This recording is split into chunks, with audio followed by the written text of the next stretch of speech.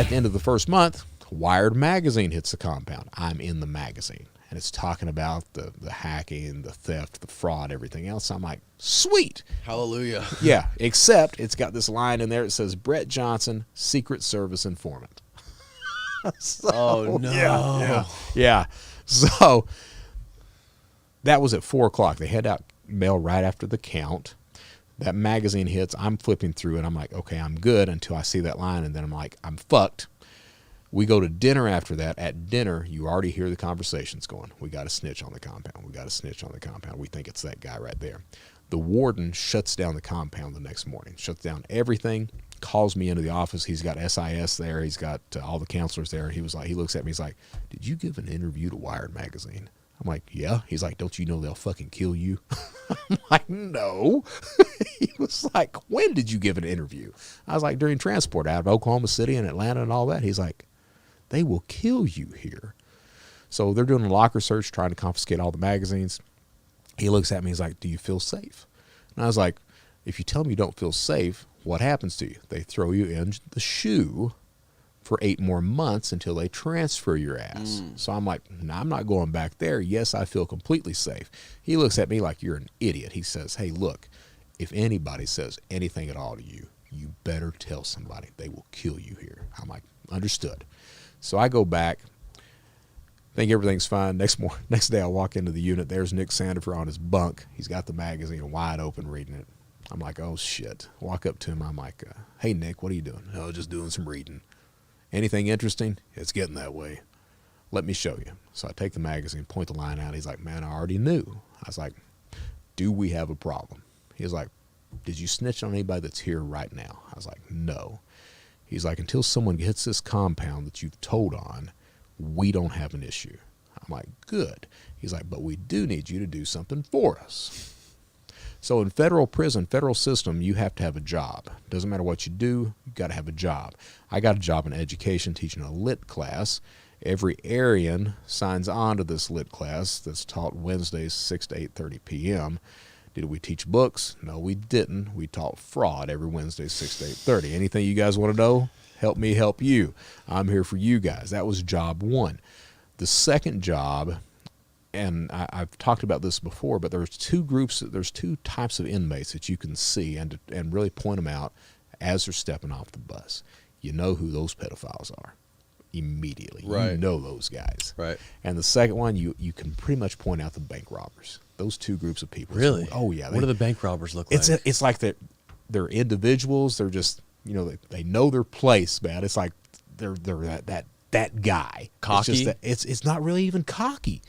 It's just like they're this guy that's just this loner type individual that's got this kind of aura around them, and they know their place, and it's just bam. They're not asking for help from anybody. They're not doing anything else. They're just their own person. And it's this weird type of just vibe that they put off when they're walking out. It's a swagger type walk. Everything else is just there. And you can really point these people out like that. Pedophiles, easier than shit to point out. My job was to go up to the white pedophiles and have a talk with them. Hey, I don't know what you're in here for. I don't care what you're in here for. But if you got some sort of fucked up charge, you need to tell me. Because you see those guys over there, if you tell me you don't, and then they start to talk to you, and they find out you do, they will fucking kill you. So what do you want to do? And most of them at that point would be, I just want to do my time. And at that point, okay, look, here's the way this is actually going to work. You can't talk to these guys. You can't go in the TV room. You're not allowed in there. You're allowed to talk to your people. All right? You may have somebody come up and try to victimize you, extort you or something like that.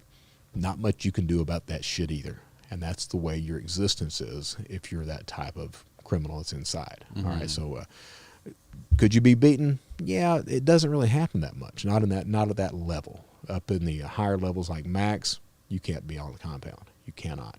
Now, you were in a low, you said? Disciplinary medium low is what it is. Medium yeah, low. So it's weird. So you've got minimum, low, medium, max. All right, but you've got these disciplinary levels on each one too. Oh, okay. I knew the low. I know mainly the white collar crimes are lows. Yeah, white collar is white collar depending on the time that you're sentenced to.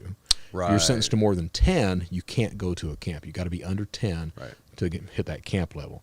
So depending on the time, you could end up in a max, like Ross Ulbricht, for example. That guy's basically a fraudster. He's all white collar, even though he's drug trafficking. His dollar amount's so high, he hits max level at that point. He's in that big Colorado Supermax, That's where he the is. same one El Chapo's Yeah, at. and will he ever get out? Shit, who knows? I mean, he beat one of the life sentences, but he got life plus. He beat one of them. So he got sentenced to 2 life sentences plus 40 years. Which was initially, that was double El Chapo's sentence. Yeah, think about that. I thought about it. I can't fucking, it doesn't compute. It doesn't make any sense. Doesn't make any sense at all. You know, I grant you the guy, he fucked up, but does he deserve life in prison for that? No. There weren't, he didn't even have, fentanyl was not popular at that point, so you can't even say fentanyl deaths were related to Silk Road. Most of the traffic on Silk Road was pot. So most drug buyers on the dark web, it's marijuana. You've got some X people. Right. Now, you do have meth and coke and all this other bullshit too, but 80-90%, it's pot. And he claims, or his parents claim, that there was no sex trafficking, none of that stuff. There wasn't. Not no child porn. There absolutely no child porn. No, that's one of the big. That's so looking at dark web markets. Child porn has never been on dark web markets. It's always been a separate type of thing, and that goes back to the Shadow Crew days. We had rules against child porn, drugs, counterfeit currency. The only one we really lived by was child porn. All right, so you don't have human trafficking on Silk Road's side. You don't have child pornography or any pornography of any type on Silk Road. You did have massive amounts of drug trafficking. You had fraud-related stuff too. Now, does that equate to 2 life sentences? No, I can't see that, man. They tried to ping it. They tried to get him. What they tried to nail him with was the hit that they put on. So he tried to have 2 people murdered. All right. Now, there's a lot of people that are fans of Ross these days that try to say, "Well, that didn't happen." Yeah, that shit happened. Right. All right. He was being blackmailed. Someone evidently knew his real identity or knew the identity of somebody. And Ross and I've been in that position. I've been in that position where you're basically the father of these people. You take care of them. That's your tribe. You're going to take care of your people. So when you're presented with something like that, you want to fuck with me, I'll fuck with you. Right. So Ross thinks he's going to have a hit done, and the whole time it's set up by law enforcement. They send pictures of this supposed hit, everything else. Now, that's enough. He wasn't charged with that, and I've not looked at the case files, but I'm willing to bet he was not charged with that. He was not charged with the attempted murders.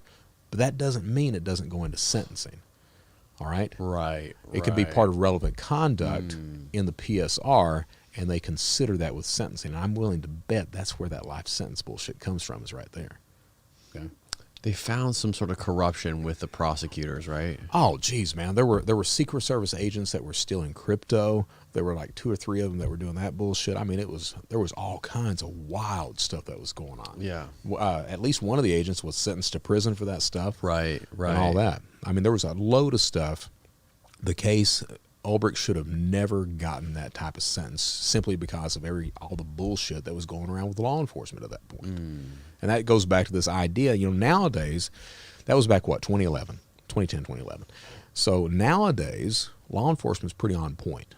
They really are. They've got that shit locked down. They're very good about tracking individuals, all this other stuff, and they do things right. But back then, people were seeing the bounces with this crypto stuff and all that, and you had a lot of cops, that temptation's there.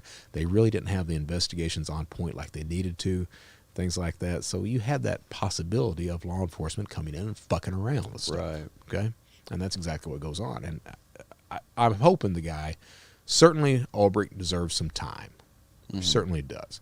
Does he deserve that life? No, he doesn't. And at the same time, you got to understand that I talk about him being ideological. For a few years, I was like, yeah, give the son of a bitch life in prison. But and that's because of my biases. Because when you actually do turn that curve and become that law-abiding citizen, it's like an AA type thing. An alcoholic is a teetotaler all of a sudden. Yeah. But looking at the guy, he doesn't deserve life in prison. Give him 10, 15, some shit like that. If you gave him 15, he'd be out by now. All right? But give him some time. He's not going to do that shit again. You've already sent a message to every other criminal on the planet that this is what you get for this stuff. You're already really good about shutting down dark web markets, about identifying cyber criminals that you want to arrest and stuff like that. So why are you giving this guy life plus 40 at this point? There's no benefit to that whatsoever. That's not justice. That's going above and beyond what's needed for actual justice to be installed on that point.